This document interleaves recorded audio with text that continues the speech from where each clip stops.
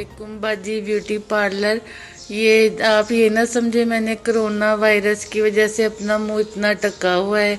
असल बात ये है बाजी ब्यूटी पार्लर कि देखें आपने तो इतने दिन से ब्यूटी पार्लर बंद कर लिया है। तो कल ना वो मेरी हमसाई आई ना, तो वो मुझे कहने लगी, मैंने दरवाज़ा खोला तो मुझे कह रही थी भाईजान अपनी बेगम को बुला दे, मुझे कोई काम है। तो मुझे इतनी शर्मिंदगी हुई। ये देखे ना आपने, हमें तो अंदर बंद कर दिया, ब्यूटी पार्लर बंद कर दिया। अब हम ये मुंह लेके किधर जाएंगे? बाजी ब्यूटी पार्लर कुछ हमारे मुतालिक सोचना था। ये ना समझे वायरस की वजह से मुंह ढका हुआ है। ये देखिए कहाँ कहाँ तक बाल तूलो अर्स में फैल चुके हैं। ये मुंह कहीं मुंह दिखाने के काबिल रह गया।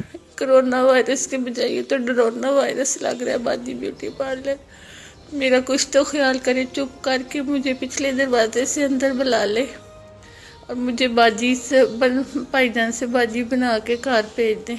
आपकी बड़ी मेहरबानी।